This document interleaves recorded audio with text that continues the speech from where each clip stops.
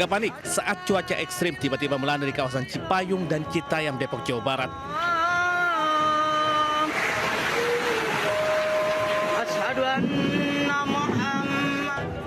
Sebuah papan baliho berukuran besar serta atap pertokoan ambruk akibat terjangan angin. Bahkan, papan penambah di area SPBU pecah terhempas angin kencang. Kondisi pun semakin kacau setelah beberapa pohon tumbang. Di daerah Cipayung, persisnya di depan SPBU Cipayung. Nah, ini yang mengarah. Petugas Dinas Lingkungan Hidup dan Kebersihan Kota Depok segera diterjunkan ke lokasi untuk mengevakuasi pohon tumbang dan memastikan area sekitar aman untuk dilalui.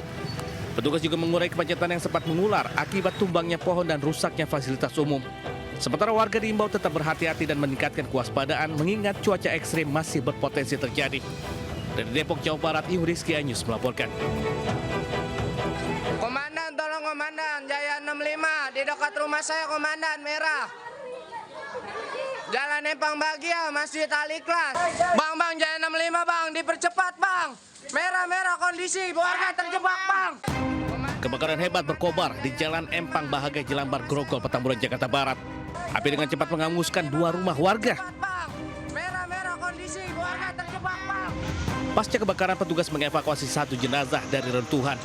Korban tewas akibat terjebak dalam kobaran api di lantai 2 rumah. Peristiwa itu juga membuat 3 warga lainnya terluka. Korban tewas dibawa ke Rumah Sakit Polri untuk diotopsi, sementara korban luka dilarikan ke Rumah Sakit Sumber Waras Jakarta. Dari keterangan warga, kebakaran ini terjadi diduga akibat korsleting listrik. Petugas pemadam mengerahkan 85 personilnya dan 17 unit mobil pemadam. Dari Jakarta, Miftahul Gani Anyus melaporkan.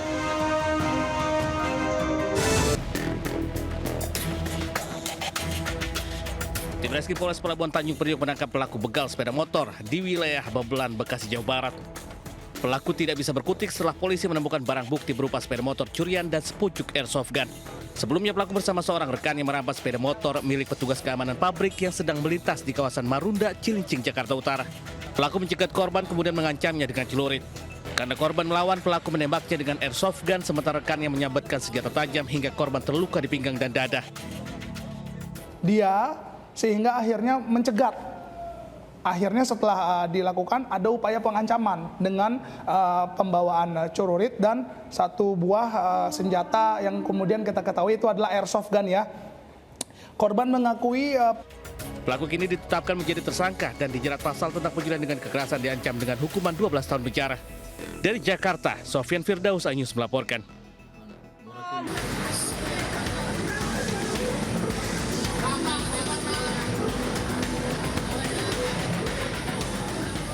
Aksi tawuran 2 kelompok remaja pecah di kawasan Warung Sila, Jagakarsa, Jakarta Selatan. Mereka saling serang dengan senjata tajam untuk melukai lawannya. Namun mereka akhirnya tak berkutik saat patroli polisi tiba di lokasi. Belasan remaja ditangkap polisi berikut sejumlah senjata tajam yang mereka bawa. Mereka kemudian dibawa ke Polsek Jagakarsa. Untuk memberikan efek jerah, para remaja yang kebanyakan masih duduk di bangku sekolah ini dipertemukan dengan guru dan orang tuanya. Mereka pun diminta untuk bersujud memohon ampun dan berjanji untuk tidak mengulangi kenakalannya. Para orang tua pun diminta untuk lebih mengawasi anak-anaknya. Dari kelurahan, kemudian dari kepala sekolah dan juga dari orang tuanya untuk meminta maaf di depan orang tuanya dan dari pihak keluarga tentunya. Itu dia SMP apa SMA, Bu? SMA. Meski demikian, 2 pelaku tawuran yang sudah cukup umur tetap harus menjalani proses hukum. Mereka dijerat Undang-Undang Darurat Kepemilikan Senjata Tajam. Dari Jakarta, Helmi Sanjang Bati Anyus melaporkan.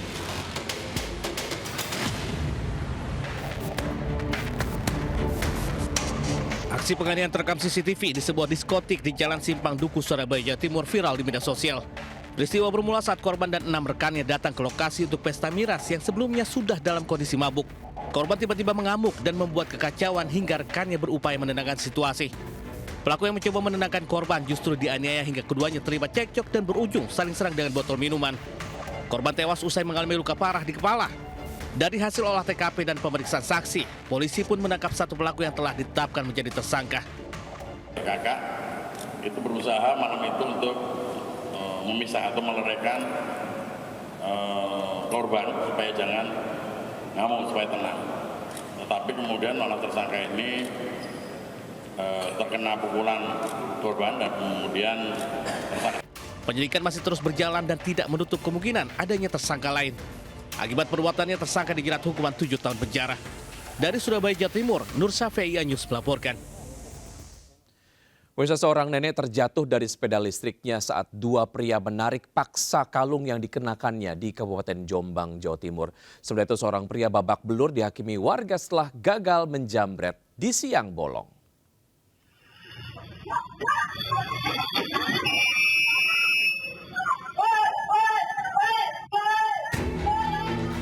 Seorang nenek di Kabupaten Jombang, Jawa Timur menjadi korban penjamretan oleh dua orang pria yang mengendari motor. Kedua pelaku memepet korban yang tengah mengendari motor lalu berupaya merampas kalung emas yang dikenakan korban. Korban yang panik terjatuh sementara pelaku kabur. Warga yang mengetahui kejadian langsung berusaha menolong korban dan mengejar pelaku. Meski kalung emasnya rusak dan putus, namun bisa diselamatkan. Kalung istri saya terjatuh. Berarti nggak sempat dibawa lari, Pak, ya? Enggak. Jatuh? Jatuh. Terus setelah teriak-teriak jambret-jambretnya seperti apa warga?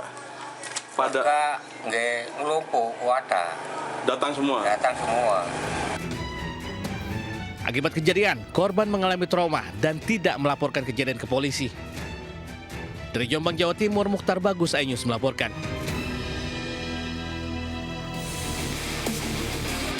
Pria ini tak bisa kabur usai terpergok menjamret tas seorang wanita di Jalan Cor-Coran Aikloba, Asahan. Ibu dibegal gitu, Bu? Iya, Ibu ini kena begal loh. Dapat, Pak. Masukin aja penjara dia. Pelaku diamuk warga yang geram dengan aksi menjamret. Beraksi sendirian, pria ini nekat menjamret di siang hari. Bahkan sempat terjadi tarik-menarik antara pelaku dengan korban. Laki-laki tersebut menarik tas perempuan yang ada di depannya. Kemudian mereka secara bersama-sama terjatuh ke pasar di TKP-nya di Calincum, Kuasan. Polisi yang datang ke lokasi mengamankan pelaku ke Mapolsek Pulau Raja. Dari Asahan, Sumatera Utara, Ulil Amri, iNews melaporkan. Pedagang martabak diserang geng motor di Bandung, Jawa Barat viral di media sosial. Peristiwa itu terekam jelas dalam kamera CCTV. Sementara itu di Bogor, pemirsa, pabrik mie dan pangsit digerebek petugas karena menggunakan bahan kimia berbahaya.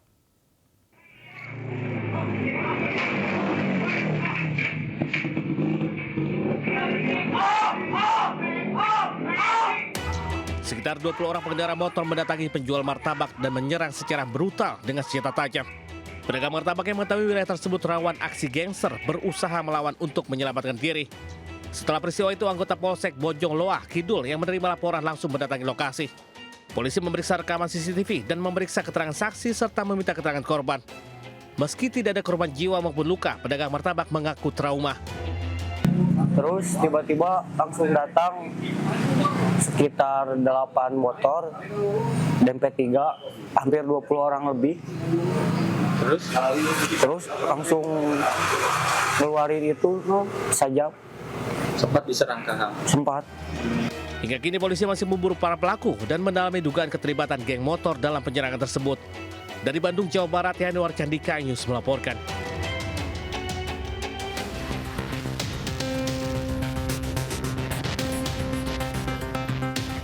Satuan Reserse Polresta Bogor Kota serta Dinas Perdagangan dan Perindustrian Kota Bogor menggerebek sebuah rumah yang dijadikan industri pembuatan mie ayam dan kulit pangsit.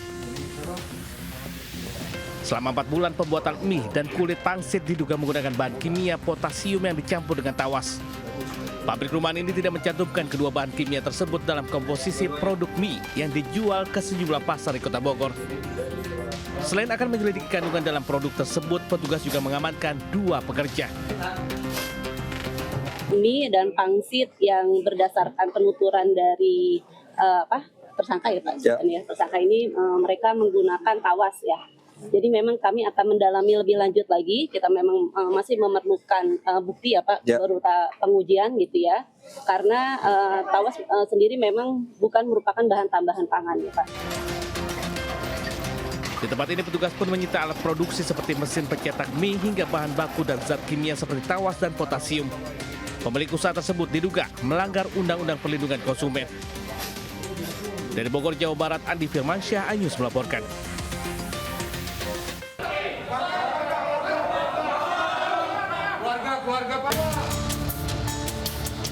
Warga digegerkan dengan penemuan 3 jasad satu keluarga yang terdiri dari ayah, ibu, dan anak di sebuah rumah di kawasan Pasar 4 Barat, Kecamatan Medan Marelan, Kota Medan. Kerabat korban tak kuasa menahan nangis melihat keluarga pengusaha depot air tersebut sudah tidak bernyawa. Saat ditemukan, pemilik rumah Sugandi bersama istrinya Juliana dan anak laki-lakinya Zaki 8 tahun meninggal dunia di dalam rumah dengan kondisi tubuh mulai mengeluarkan aroma tidak sedap. Sang istri ditemukan tergeletak di tangga menuju lantai 2, sementara Sugandi dan anaknya berada di dalam kamar.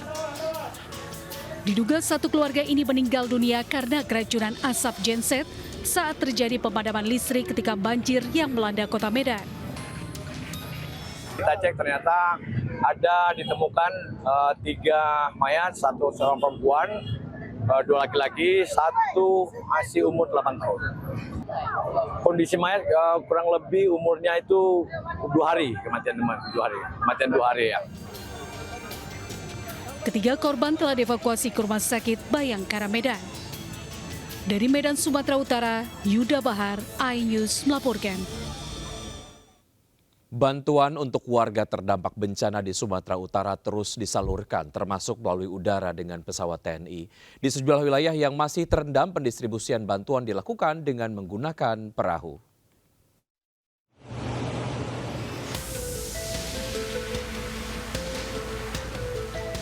Pesawat CN-295 menjatuhkan bantuan ke wilayah desa Batu Arimo, Kabupaten Tapanuli Utara, Sumatera Utara.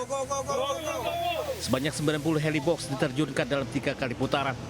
Masing-masing membawa sekitar 5 kg logistik. Wilayah yang dituju merupakan daerah perbukitan terpencil dengan kondisi drop zone sangat sempit. Setelah diterjunkan, bantuan akan diambil oleh warga atau personil Satgas TNI yang sudah berada di lokasi untuk memastikan distribusi tepat sasaran. Sementara itu, Presiden Prabowo Subianto mengecek distribusi bantuan serta dapur umum di posko pengungsi Gorpan dan Tapanuli Tengah, Sumatera Utara. Presiden Prabowo juga mendengar langsung cerita beberapa pengungsi yang menyelamatkan diri dari banjir bandang dan longsor. Sekarang prioritas bagaimana bisa segera kirim bantuan-bantuan yang diperlukan, terutama BBM yang sangat penting. BBM tadi yang dilaporkan ke saya yang sangat penting. Ada beberapa desa yang terisolasi, insya Allah kita bisa tembus. Listrik sebentar lagi saya kira bisa dibuka semuanya. Presiden memastikan setiap langkah darurat telah ditempuh oleh pemerintah dan distribusi bantuan telah menjangkau seluruh masyarakat yang terdampak banjir bandang serta longsor. Tim Liputan iNews melaporkan.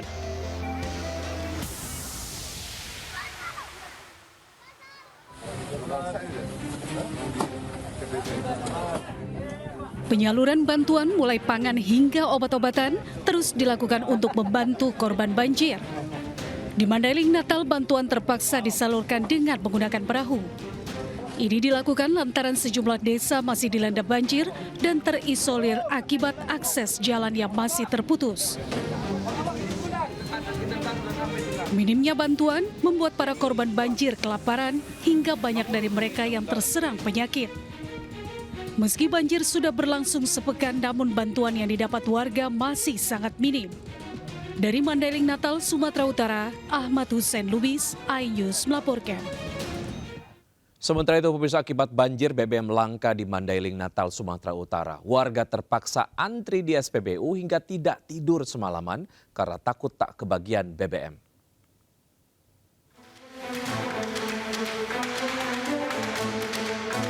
Antrean kendaraan mengular sepanjang 10 km di Jalan Lintas Sumatera Mandailing, Natal, Sumatera Utara.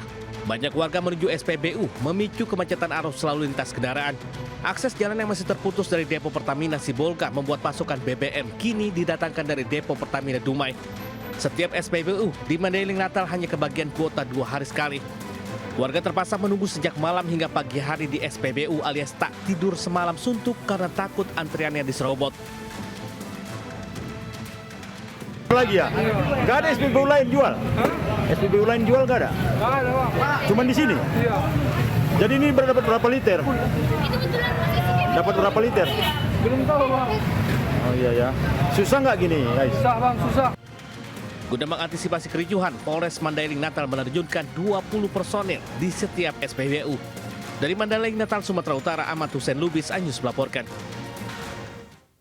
Jenazah korban bencana alam banjir dan longsor yang melanda wilayah Padang Panjang, Sumatera Barat digotong oleh polisi dan warga melewati jalan setapak di kawasan Lembah Anai.